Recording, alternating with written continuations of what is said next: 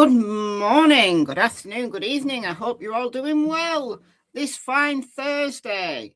It's just gone 8:20 a.m. here in the UK. And like yesterday, I sat down to record a video and then thought, I'm just going to go live with all this because there's a lot of things I want to cover. The biggest news that came out yesterday from the Nancy Guthrie investigation was a new ransom demand that TMZ received. I did a video yesterday evening my time about this, so we're briefly going to cover that again, just in case you didn't see it. But it leads to an interesting question. Is Nancy Guthrie really in Mexico? Well, Brian Entin did an interesting interview with some ex-FBI guy. Brian has got a lot of sources that he taps to go on his show. And I want to play you a little bit of that because I'm thinking along the same lines as this guy. Either Nancy Guthrie is local and the perp's local. And if she's local, I believe she's dead. But there's that slim possibility, a very slim possibility, that she's alive and she is being held. And I think if she is, then the possibility is that she is in Mexico. Now, I don't have a prevailing theory in this case. And it's a little bit like the Lillian Jack case from Canada, that up until very recently, I didn't have a prevailing theory in that case either, because there was so much unknown and everything that was said was difficult to quantify. But in this case, the reason why I don't have a prevailing theory almost 3 weeks in is because it's just so wild. Like everything you think of, every potential, little hypothesis, you think, no, that can't be true. That can't have happened. So basically anything is on the table. And I think that there's some things that I really don't think happened. But then again, I do believe that when it's all said and done and when we find out what really happened to Nancy, I think we're all going to be in for some surprises, because whichever theory will prevail, they're all wild. They're all wild. Choco thinks Nancy's alive. Good stuff. I know this time isn't great for everybody, but for those down under, it's a great time. It's prime time. And for those in Europe, it's potentially a good time. When I used to travel for work, I used to listen to live streams quite often, with earbuds in. And I'd be traveling around this time. Actually, I probably have got to work by this time. But any live stream that was live between, let's say, 5 a.m. and 8 a.m. my time was great for me in those days, because I could listen to them while I was traveling. So if you travel for work, maybe it's a good time for you. What it's not a good time for is the people who are in the United States or Canada, who make up around 70% of my audience. So it's not a good time for the bulk of my audience. So I'm going to keep this one quite brief and concise, even though I'm waffling right now, so that people can watch it on the replay. 10:24 a.m. this side. Cool. It's a great time from California. Okay. All right. So it's what? 20 past midnight, 25 minutes past midnight in California. Yeah, if you stay up late. Not if you go to bed early, though. Not a good time if you go to bed early. But welcome in, everybody. All right, I'm not going to say individual hellos, but I'm going to get straight into it so we can keep this concise and to the point. All right, first thing I want to just touch on is the TMZ thing. So this will be the fifth or sixth correspondence from supposed kidnappers, or those that know the kidnappers, in the last 3 weeks. I don't know what to make of this TMZ thing. I think they're all hoaxes, honestly. If any of them turn out to be real, I'll be absolutely mind blown. You're a night owl. Yeah, so am I. So am I. Okay, so the first ransom demand that came in was, what, 2 days after she went missing, and it was for 6 million in Bitcoin. So it was either 4 million Bitcoin by the Thursday, or if that hadn't been paid by then it was the following Monday for 6 million. But that came and went with no proof of life. The Guthrie family did a little video addressing the kidnapper, saying that they're ready to talk. You know, they want to talk, but that deadline came and went. Nothing happened. And then TMZ started getting messages from someone who wasn't the kidnapper, but claimed that they were knowledgeable, that they knew where Nancy was and who the kidnapper was. And I believe that they got either 3 or 4 emails from that person. And then yesterday, a new person contacted them. I can't believe I'm even discussing this. It's so wild. It's so crazy. But this new ransom demand was for a similar amount of payment, so a ransom payment, in a cryptocurrency that wasn't Bitcoin. So I don't know anything about cryptocurrency. I've never even looked into it, but I do know that there's several. So Bitcoin is one, and there's several others. So this is for a similar amount to the original 6 million, but in a different cryptocurrency than Bitcoin. So I'm going to play you a little bit from my video yesterday. And this is Harvey from TMZ, who made a number of claims. Not only was there a new ransom demand, but also the knowledge that came to him, Harvey Lewin, I think his name is, 11. And it was that the FBI were in contact with Mexican law enforcement. Now, Brian Entin, who I trust a little bit better than the reporters at TMZ, nothing against TMZ, but, you know, it's a little bit less reliable, in my humble opinion, than someone like Brian Entin, who he tries his best to, you know, verify sources and only bring to the public the stuff that is most likely to be verifiable or credible. And he has also come out and said that the FBI contacts he's got are aware that the FBI are in contact with Mexican law enforcement. So you would have thought that given the first ransom demand, you know, for the 6 million Bitcoin in week 1, you would think that the FBI would have contacted Mexican law enforcement then, but maybe they did, and they just kept it quiet. So I'm going to play what Harvey said, just to bring us all up to speed. And then there's some other stuff I want to cover. I don't know, guys. All right, listen to this. The search for Nancy Guthrie has gone international.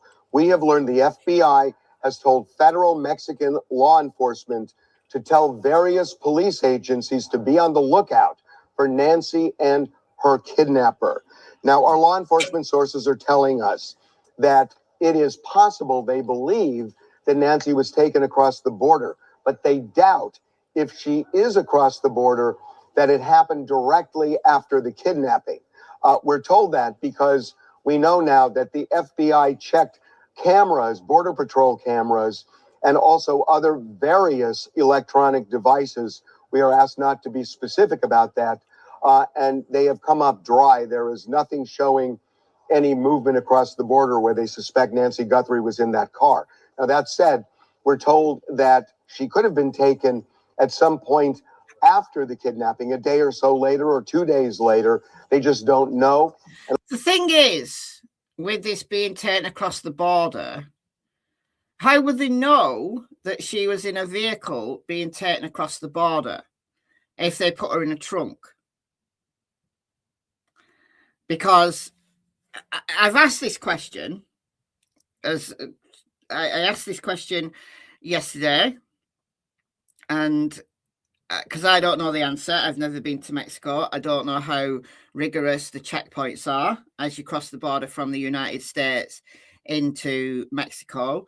But Brian Entin, on his interview with this FBI guy, has answered that question for me. The checkpoints are not very thorough at all going from the United States into Mexico. Coming the other way from Mexico into the United States, then the checkpoints are stricter. So if they'd put her in the trunk, either alive or dead, to take her across the border, then how would they possibly know that Nancy Guthrie was in the vehicle? They wouldn't, would they? And there's more than one way to get across the Mexican border. Now, given that Nancy lives only about 60 miles away from the Mexican border, you would assume that they go the straight route, which is between an hour and a half's drive. So you'd assume that they go the quickest route to get into Mexico, but they may not have. They may not have. They may have gone a different way. I mean, look, they had the whole night. You know, Nancy wasn't reported missing until midday the following day. So they had, 10 hours before Nancy was even reported missing. So anything could have happened in those hours. So it's absolutely possible that they could have got her across the border. So there's that. Obviously, there is a way to get across the border undetected. But right now, they have put the word out, and so far, no luck. There is something else. TMZ obtained another ransom note today. This is a highly sophisticated demand involving a form of crypto, not Bitcoin. Now, it is demanding roughly the same amount as the demand letter we received, shortly after the kidnapping, the $6 million demand. It's not exactly that, but it's close to that. The demand graphically describes the consequences if the demand is not met. It also involves the media, saying that the media essentially becomes a go-between, a trigger, if you will, for getting this ransom money. We have been asked not to be specific about any of that beyond what we've just said. We have forwarded this on to the FBI, and they are looking into it. The email that we received today does not have the same crypto account as the crypto account in that first ransom letter that we received. A couple of other things. All right, before he goes on to the couple of other things, because he kept going, and there's something else, and there's something else, and there's something else. I'm going to answer this question. Michelle, do you feel the kidnapper wanted the public to look for that image of him, then changed with what was in backpack? Possibly. Like to have a different set of clothing. Yeah, it's very possible. The thing is, though, with the kidnapper, with the person that was on the camera, they didn't look very sophisticated. So this ransom demand, this new one for almost whatever, 6 million in cryptocurrency, Harvey here says it's a highly sophisticated operation. But the person on the camera didn't look highly sophisticated. It seemed to trouble him, like getting the camera off. We know that camera was dismantled and taken away, but it wasn't like he was very prepared. But I'll come on to that again in a moment. Let him finish his thought here. We told you yesterday that the FBI went around to various gun stores in the Tucson area with a list of names, trying to see if anybody on that list bought a gun at any of these shops. We were told. Now, the sheriff said that that didn't happen. To those interviews that he gave to News Nation and Fox and NBC, he said that didn't happen. So I don't think the sheriff is being kept in the loop about everything that the FBI is doing. And I can't blame the FBI for that, given how bundling this sheriff is. So I think we've got enough information from people who've got FBI sources to say, yes, that did happen, that the FBI did go around gun shops asking, you know, with pictures of people and names to see if any of those have been in to buy a gun in the last year. But if this does have Mexican connections, then it's highly likely that the gun wasn't purchased or gotten from the United States at all. That this gun was from Mexico. And we told you this yesterday, that the list was created by the people who had purchased a holster similar to the one that the kidnapper was wearing. The FBI had gone to Walmart and other retailers, created this list. We are told that this did not bear fruit, that so far it turned up nothing, that there was no match here of somebody buying a gun and buying that holster, at least from that list. A couple of other things. The FBI team, there is a team that is working on just finding people who have bought items similar to the ones the kidnapper is wearing. They actually have a team contacting Walmart and other retailers, and their focus is finding matches, you know, people who have bought more than one of these items, you know, a backpack, a jacket, a holster, or anything else. Again, we are told that so far they do not have any real leads on that. So the bottom line, and this is a quote from a law enforcement source, we are shaking the trees looking for clues. So they are doing everything they can. There's one other. By shaking the tree, I think it's they're trying everything because they're desperate. When you shake a tree, you do it hoping that something falls out, but it means you've got nothing concrete, doesn't it? The Quiet Observer has gifted 5 memberships. Thank you so much. We've got Velvet Guillotine, Wonder Twin, Lucy, Madame Butterfly, and Choco Latte. Thank you so much, Quiet Observer, and welcome you all. Go and check out the members area. If you've never been a member before, we've got all sorts of stuff in there. The thing that I was asked to mention, and that is something I know to be true. The FBI is really serious that anybody who is trying to get money from the Guthrie family with a phony demand letter is going to spend, as it was put to me, a long, long time in federal prison. The FBI does not mess around with things like that, and they are laser focused to find both the kidnapper and people who are exploiting the Guthrie family. Yeah. Wow. As I said in this little video that I put out yesterday evening my time, I hope you like prison food, because whoever has been doing these hoaxes, which are really sick, if this all turns out to be a really sick hoax, then yeah, you deserve to spend a long time eating prison food courtesy of the federal authorities. But what happens if these hoaxes don't originate from the United States?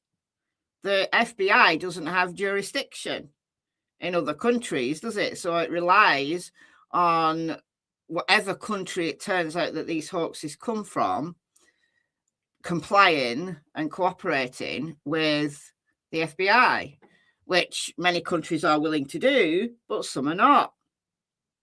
So there's that. Now, the thing that makes me, yay, Chocolate, thank you for gifting a membership, and ISO Deering, maybe, has got that. I don't know how to say your name, but thank you so much, Chocolate. And welcome.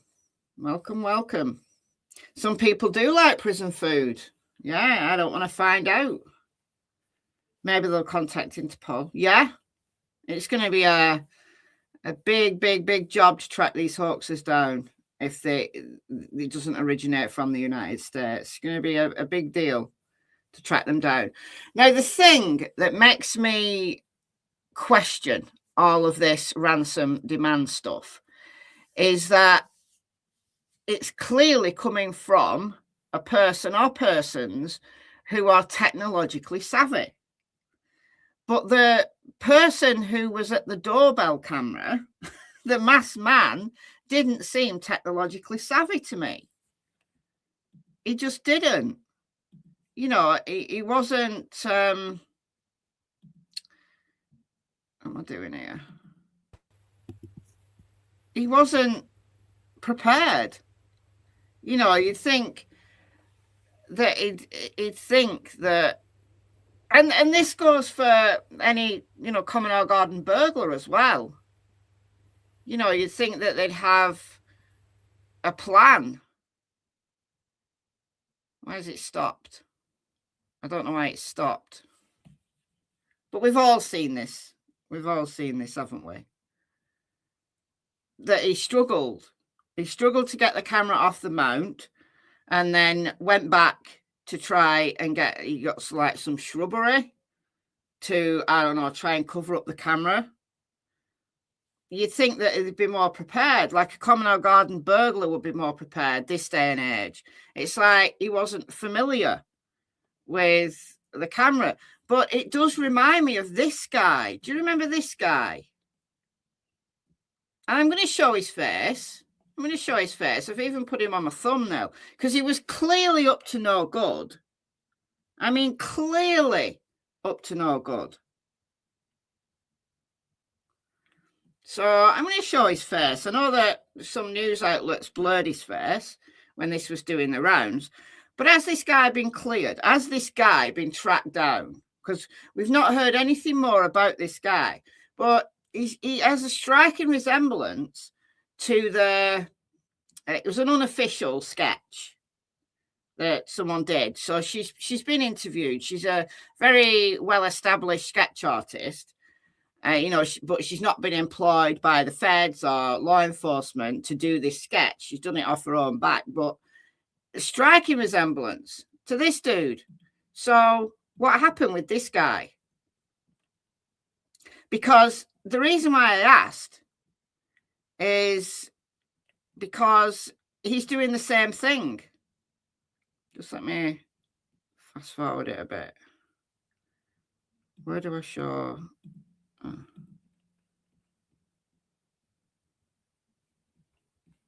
I definitely do show the video in this video. Here we go. He's doing the same thing as our guy did. That he seems to be struggling with the camera.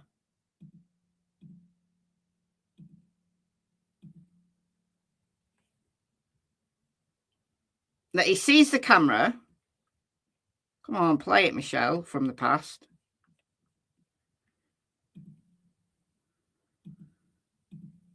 Here we go. Maybe I don't.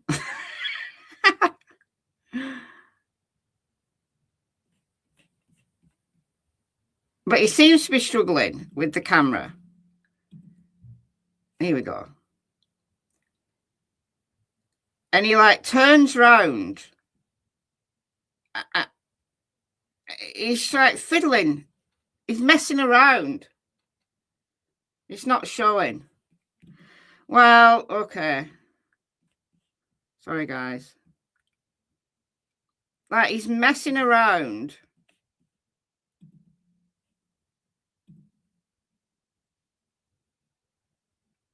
Just like our guy did.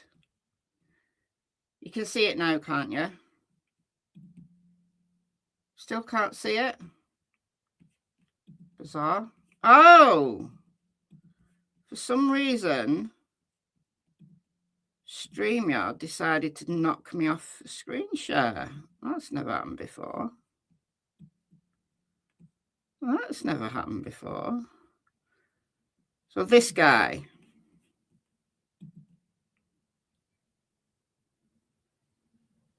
I wonder why that happened.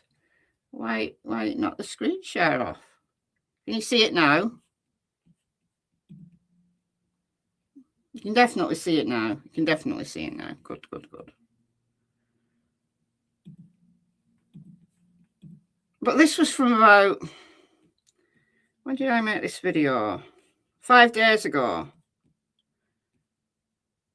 And the major news outlets picked it up and played it. And the reason why I was interested in this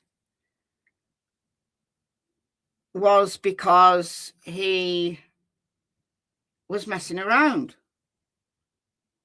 So no mask on, so you can clearly see his face, but he's clearly up to no good. Like, he sees the camera, and what I think he's trying to do is hide his face while he takes the camera off, or hides the camera. That's what I think he's doing.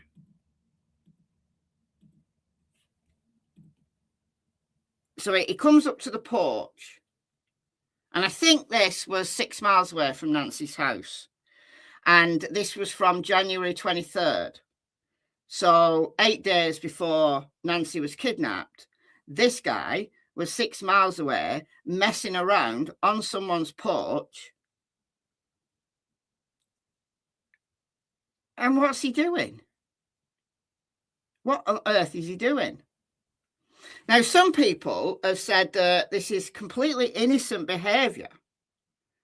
Completely innocent behavior. That he was a delivery driver and he was trying to, like, ring the doorbell. But this was 5 o'clock in the morning. So I know that delivery drivers, you know, sometimes turn up early in my neck of the woods. But I don't think I've ever had a delivery before about 7:30 a.m. So either this guy is very happy to get people out of bed to deliver a package. I don't think this is a delivery driver who's, you know, holding the package and it's a little bit heavy. So he's kind of got it on the floor and then he's trying to reach up to ring the bell. No, I don't believe that's innocent behavior. In the middle of the night, well, I mean, 5 a.m. is not the middle of the night, but he's messing around. To me, this behavior is him trying to turn away whilst trying to take the camera off, and makes a real pig's ear of it because you can clearly see his face. Clearly see his face. If you rotate this 90 degrees and put it against the sketch, look at the resemblance. I mean, it's uncanny. It's uncanny. So I want to know whether this guy has been tracked down and he's been cleared. And I'm not going to blur his face because he was clearly up to no good. And I think he probably needs to be tracked down and spoken to anyway. He looks taller and slender. Maybe than our guy. It was the behavior, honestly. It was the behavior that struck me.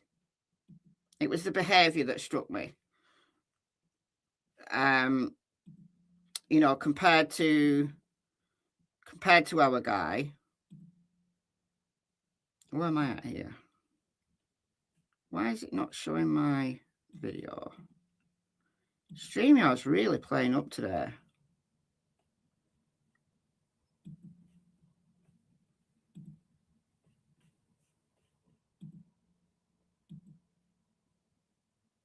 StreamYard's having I don't know, a hissy fit today. Yeah, so don't know. I just want to know if that guy has been found and cleared. Might not be the same guy, but it's somebody who is messing around, unfamiliar with how to take a camera down. In the Jan 23rd footage, no mask. Jan 31st stroke 1st of February at Nancy Guthrie's door, definitely is making every effort to conceal his appearance.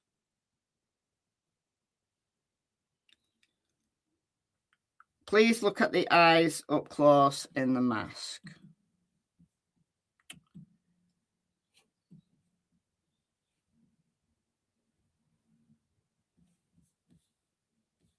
Okay, what am I looking for? What am I looking for? Yeah, this guy needs to be found. He needs to be questioned. Take his DNA and test it against the DNA in Nancy's house. He might be too tall, might be too slender, might not be the same guy, but let's rule him out. And it's bugging me that we didn't hear anything further. So this was 5 days ago that this came out, that somebody, I think, posted it on Twitter, and then it got distributed, and then the mainstream media picked up on it.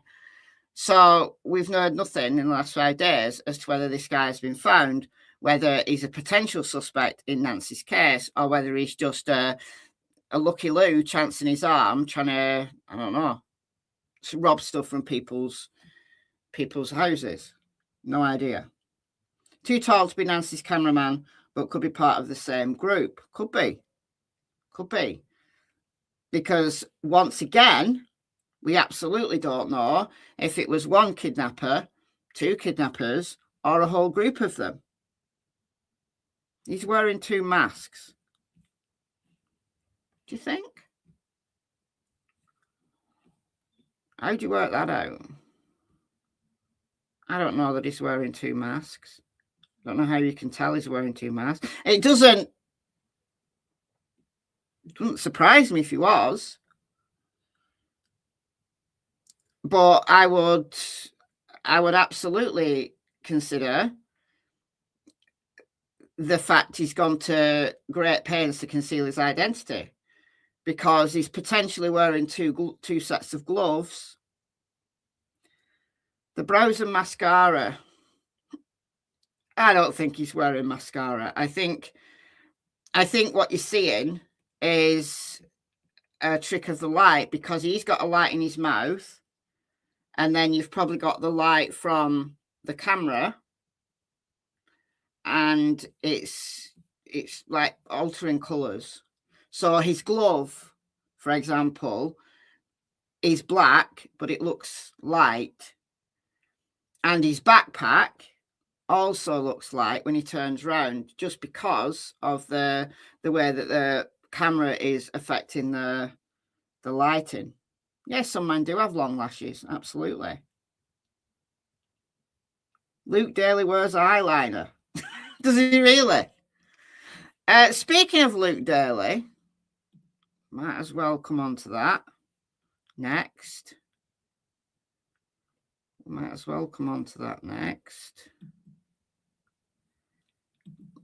Let me just share this again.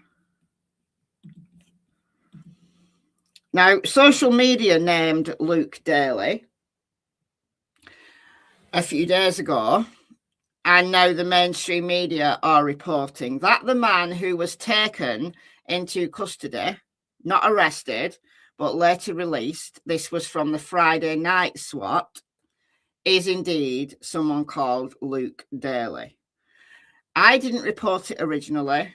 I saw it all going down on social media. I didn't report it originally because I wasn't 100% confident that the right guy was being put out on social media.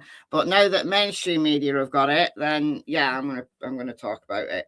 So Luke Daly was the guy who was detained from the Friday night SWAT. I'm not clear on whether it was the guy that was detained from the car, or whether it's the guy that was detained from the house. So we know that there was two guys and a woman. So likely mother and son from the house, and then another guy from a Range Rover who was detained in the Culver's parking lot. But I think they're all from the same house anyway. Luke is a drug dealer and thug whose house was raided. Yeah. So I've got Luke Daly's criminal record. I think I did show it briefly in a video, but I didn't make a huge deal about it. But mainstream media have got it now. So why is it not letting me? So this is from 7 hours ago, and this is 12 News. And they're talking about it. At two scenes at a home just 2 miles away from Nancy Guthrie's home, and in the parking lot of a Culver's, taking a very close look at a Range Rover. We develop a lead, and we follow it. That lead led them to 37-year-old Luke Daly. In a statement to 12 News, Chris Scalepi, Luke Daly's attorney, said, quote, Scalepi Law can confirm that Luke Daly was the subject of two search warrants issued and served on February 13th, 2026. Mr. Daly and his mother were both detained by... And those eyes do look very similar. They do. They do look very similar to the eyes in the mask. But then again, it's Bridge Guy all over again. If you follow the Delphi case, I mean, how many people have we thought looks like Bridge Guy? Because it's a generic person, like average build, just a guy wearing nondescript clothing. In this case, we've just got eyes to work with and a tiny bit of facial hair.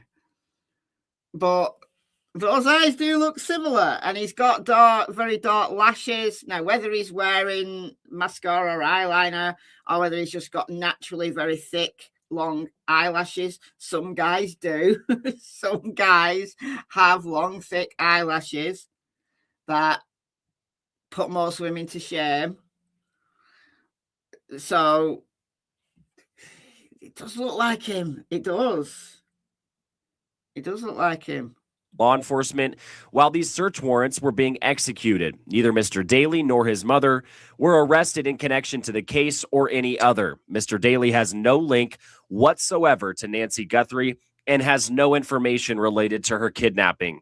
Like the entire Tucson community, both Mr. Daly and his mother are hopeful that Nancy will be returned to her family unharmed. Chris Nanos tells 12 News that... All right, so he was released pending further inquiries. So, yeah, we'll just sit on that one and see how it develops. Carlos, have you seen it? Carlos being interviewed? He's been on some talk shows. Carlos was the guy from the first SWAT. And I don't think he's the guy. He's way too nonchalant. He's way too, he could laugh about it. He's mad that it happened to him. And it's affecting his reputation. And he wants the sheriff's office and the FBI to apologize to him for swatting him. But I absolutely think Carlos is not the guy. Now, Luke Daly, on the other hand, I'm going to sit on it. I'm going to wait and see how it develops. All right, so I'm going to play you a little bit from Brian Entin. This was from 5 hours ago, right now. And I'm just going to play you a few minutes of this interview. Really interesting. Go and listen to the full interview.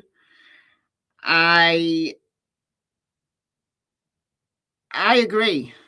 The reason why I'm playing this is I agree with what this FBI source says, that either Nancy's perp is local and has stayed local, or they've fled the country.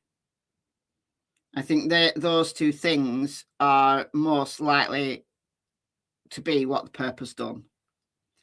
What that means for Nancy and where Nancy might be is the $6 million question.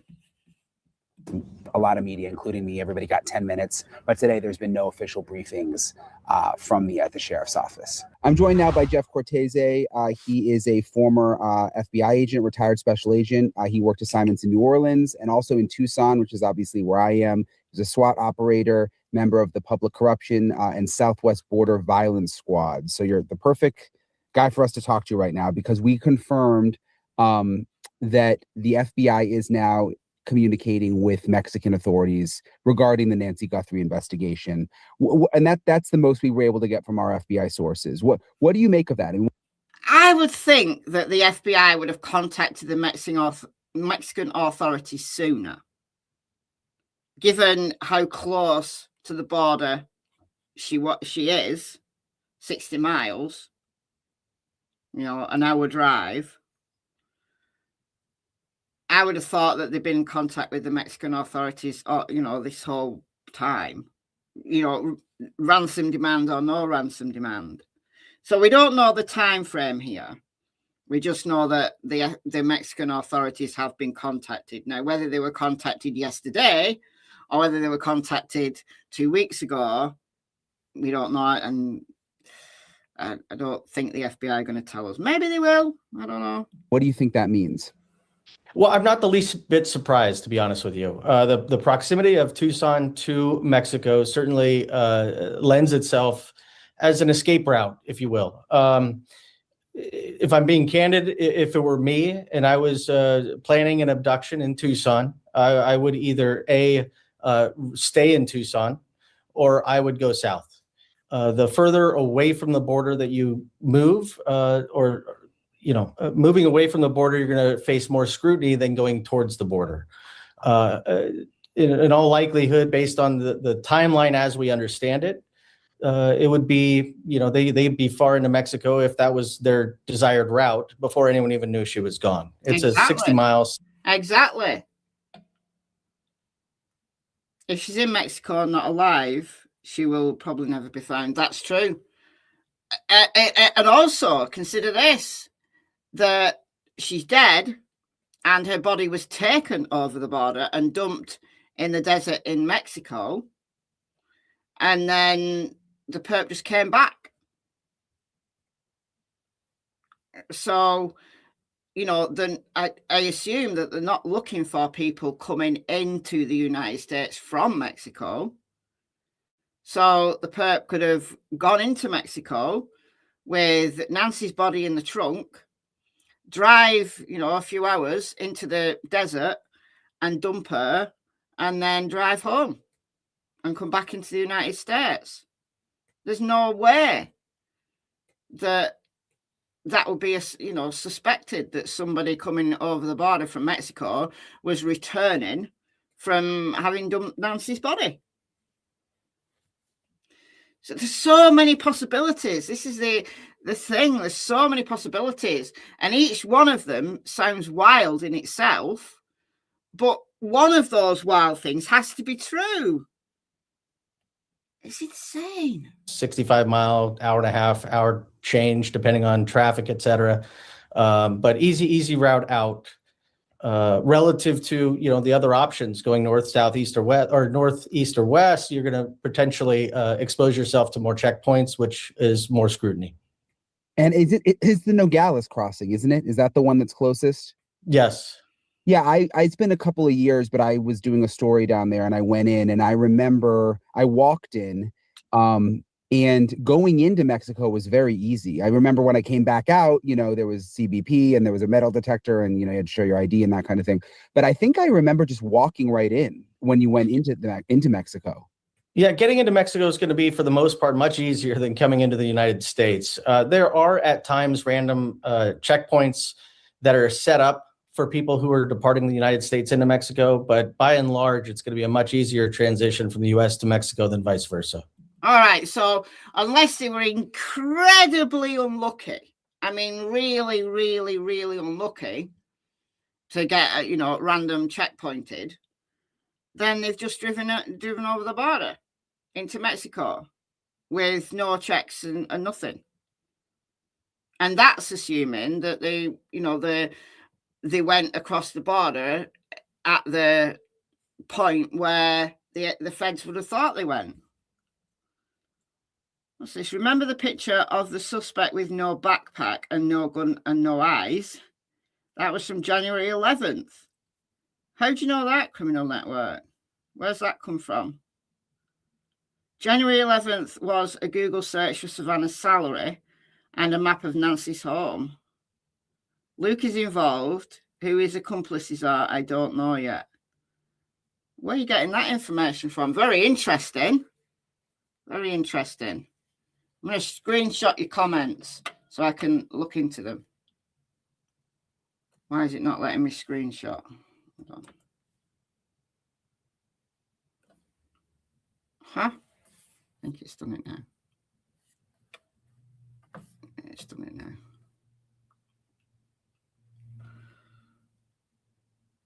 How have you confirmed the date, January 11th? And how have you confirmed the Google search for Savannah's salary and the map? Is my question. So would it be relatively easy for someone to get Nancy in? I mean, keeping in mind that she's 84, you know, she's not going to be able to walk in. Like, she doesn't have that kind of mobility. If you had her in the car, how difficult would that be?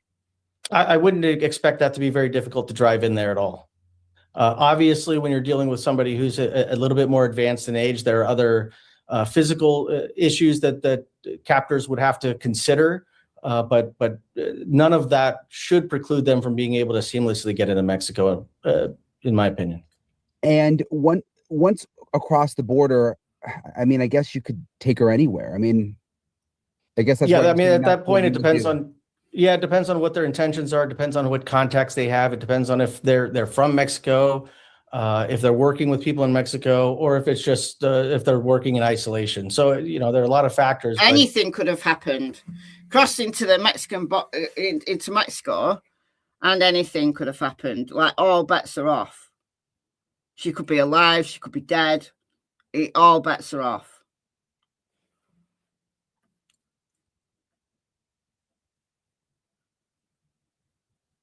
You never heard of anyone being searched going in. I had to show my passport traveling from San Diego to Tijuana, but I think it definitely depends on where you enter from. Watch Megyn Kelly from yesterday re-Google searches. On February 1st at 3:01 a.m., 911 call reports a possible kidnapping. Caller said woman was screaming out of a car window wearing all black in a blue Malibu with no plates. Where are you getting all this from? Luke Daly, the guy searched in the Range Rover, crashed his blue Dodge over a week ago. It was parked in his driveway at his home. Oh, yeah. I remember that. And it was taken away, wasn't it? Watch Down the Rabbit Hole News. She has that information. I will do. Who's Megyn Kelly? Am I being really slow here? Oh, your boots on the ground. Okay. Okay. Interesting.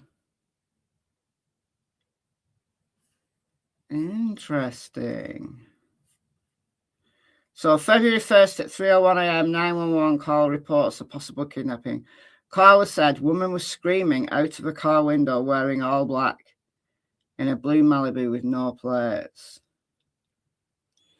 Cool. Right, I'm going to screenshot that as well. I'll look into all of this. Not that I could,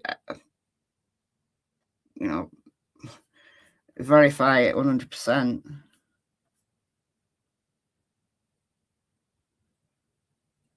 Brian did show a banged up car in the driveway. Yeah, there was one. There was one. Megyn Kelly is a crime presenter. She's a reporter on YouTube. The car that was towed was not by cops. It was a state farm due to a claim. The 911 call was on Oracle Road and River Road. You know what? I think I've heard something about that. I don't know where I've heard it. I think I did hear something about that. So, Megyn Kelly is a famous US journalist and lawyer. All right, I'm going to look her up. So I've played pretty much what I wanted to play out of that anyway.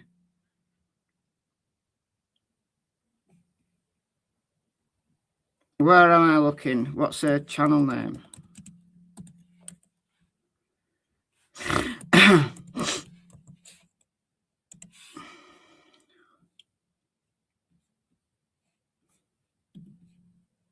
Is this her? Megyn Kelly.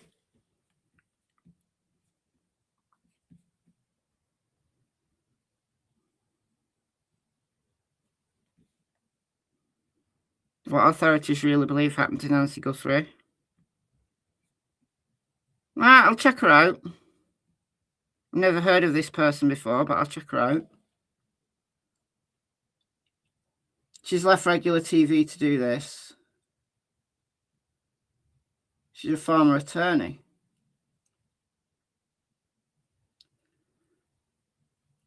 Luke's car was greyish, I believe a Charger.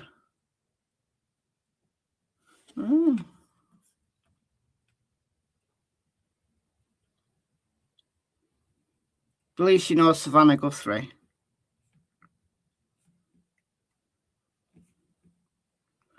All right, I'll check her out. Kayla Luke's girlfriend, and they're both arrested in 2025 for drug sales and found guns, drugs, and backpacks where they were arrested at a Walmart. Yeah, I'd heard that. Like he's not a nice guy. But it's been stated that Kayla is Nancy Guthrie's niece.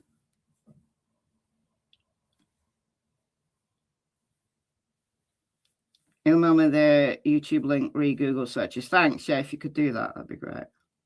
Yeah, Kayla was arrested on February 12th. So that was the day before the SWAT. I think if it's him or people connected to him, I think they'll work it out. I think I'm pretty confident that they'll work it out and they'll get him. But if this is somebody else completely, then I'm not confident at this point. JLR showed Luke's car being towed away. Yeah, I watched that. I did see that. Indictment coming. It wouldn't surprise me if it is this Luke guy or people connected to him, then they're probably more than halfway there. I think it's just a matter of time. Luke had an accomplice whose DNA was left behind. Ooh. Nice one.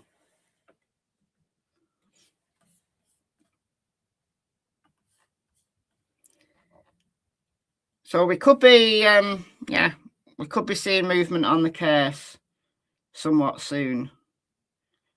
And all of these ransom demands and emails to TMZ are all just sick hoaxes. Who would do that in a missing persons case? Who would do that? Some people just have absolutely no shame whatsoever. If it was them, she's no longer alive, yeah. And her body will have been dumped. Hope Othram gets involved to speed up the DNA search. We do know that they're doing genetic genealogy on the DNA on the glove and the DNA from the house. The thing about Luke Daly, though, won't his DNA be in CODIS? So if Luke Daly was one of the DNA depositors, they would know him, wouldn't they? But I'm guessing that the DNA could have come from the accomplice.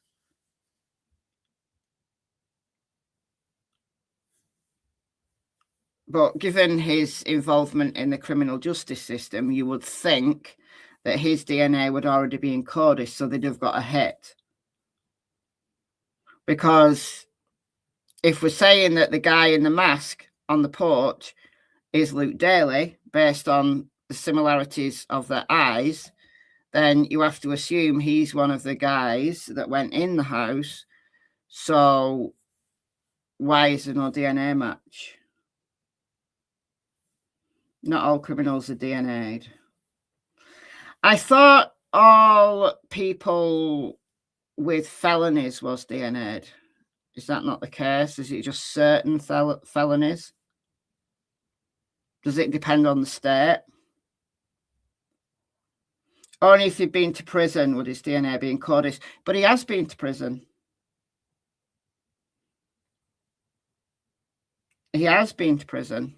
So they would know if it was Luke's DNA. He has been to prison. I've got a release record for him. Like I've been collecting stuff behind the scenes. I just haven't been talking about him. He was released. There was I think he was released in 2020 for one thing. Can't remember now.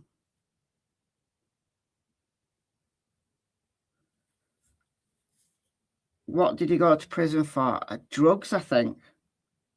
Hold on, let me see if I can find what I collected. I've just got a load of stuff now that I need to sort out in a file. It's getting beyond the joke. I'm going to have to sort it all out because I screenshot stuff and then just dump them all in a file. Like my Summer Wells file is chaotic, but it's reasonably organized. Like I know where to find stuff. Prison release date 5/18/2020 for one thing. Let me just show you this. Now, I don't know whether he's been in prison other times. So that's where his mugshot comes from. So it's cut off the screenshot, but 5/18/2020 prison release date. And he is Mexican American. So I think this was for drugs.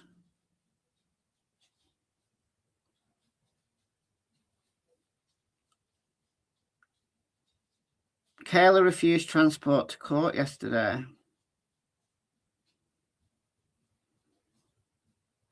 If they have his DNA on file, it would explain why he was so covered up.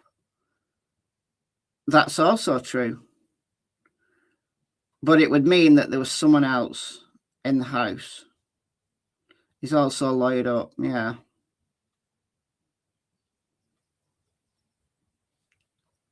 Why haven't they investigated the church members? Maybe one of them did it for the money or investment.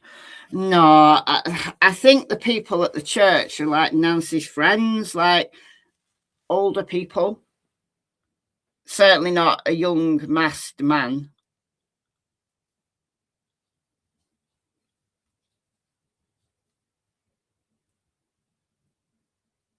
And the service actually happens in New York. They just get together, like Nancy's friends, get together on Sundays to watch the service.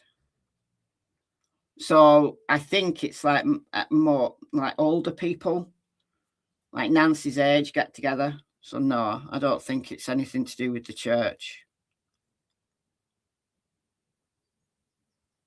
But it would explain, it absolutely would explain why Luke, if the masked person, we're gonna have to think of a name for him, like, should we call him Porch Guy? You know, he got Bridge Guy. Let's call him Porch Guy. So Porch Guy is 5'9" to 5'10". Luke Daly's 5'8". So, and why he's ultra covered up is because he knows that they've already got his DNA. So he's worn two pairs of gloves. But it would mean that there's someone else. Now, one thing we don't know is one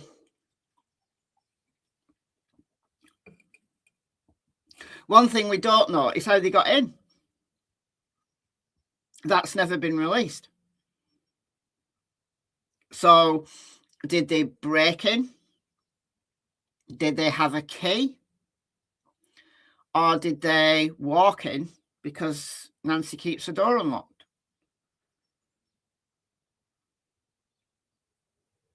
FBI has more footage. Oh, I'm sure they do. I'm sure they do. Now, the sheriff has said that Google is working on getting as much footage as possible, especially from the other cameras. If they can get footage from one of the other cameras in the house, then maybe they know that there's more than one person. You know, one person could have dismantled the camera from the front while someone else was going in the back.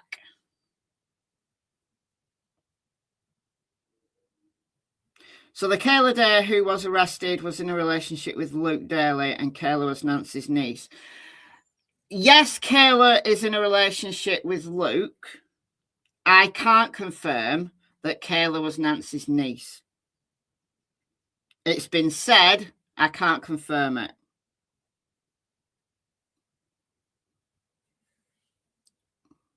Didn't they say there was forced entry? No, they didn't say. They wouldn't say. Now, maybe in one of the sheriff's many interviews, maybe he's let it slip that it was forced entry, but all the interviews I've seen, he's declined to answer that question.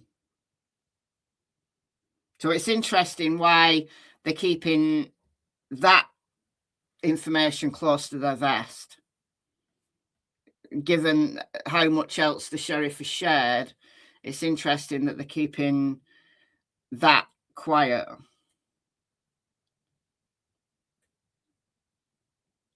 Third, locals people saying lots of people didn't lock their doors. Yeah, some people don't lock the doors. And these perps might know that.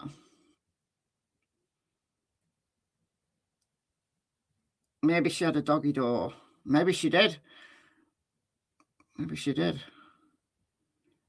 Kayla is in a relationship with many people.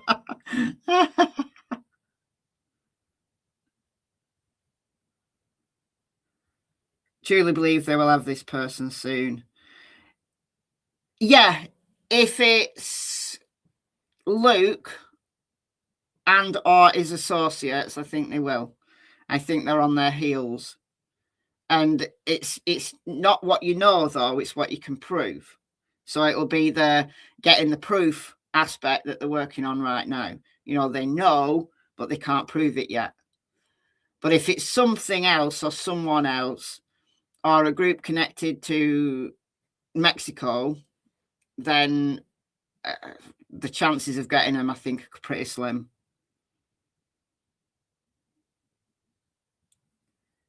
You remember hearing the family say that the back door was always unlocked? I haven't heard that personally. Unless it was a unique way of forcing entry. There's only so many ways you can force a door, though, isn't there? You know, you can, depending on the type of lock. And, you know, some people keep the key on the inside, so they lock the door from the inside. So all you have to do is, you know, put a hole in the door, and then you can just reach through and unlock it.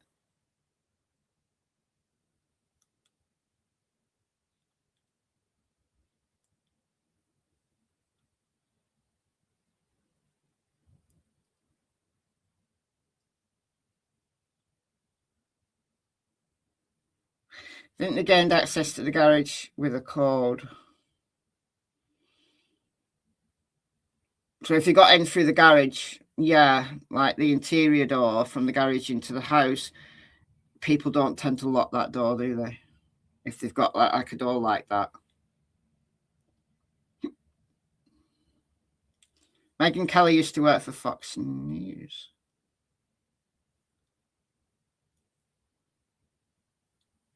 Yeah, drone flew. Yeah, Fox News flew a drone around the back, and you couldn't see any damage to any of the doors. But we don't know whether, like, if they'd forced the door open, it could have been repaired, or it could be, you know, lockable from the inside still.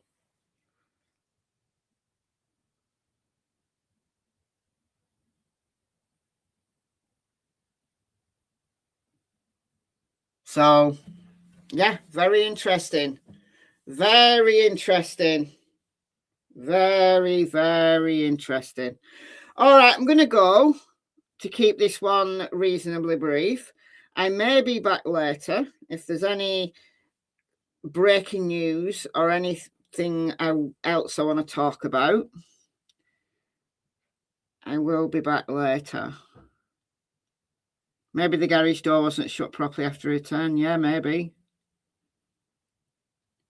Getting very tired. Go to bed then. Go to bed. All right, I am going to go. Thank you so much for joining me. I will be possibly back later. Possibly not, depending on. I've still got some stuff I want to talk about in relation to Sebastian Rogers. It's kind of on my mind, so I want to fit that in at some point. But this case is just, I don't know, dominating everybody at the moment. So thank you once again to Quiet Observer for gifting 5 memberships and Choco Latte for gifting 1. Thanks as always to the mods, and I will speak to you very soon. Have a nice day, everyone.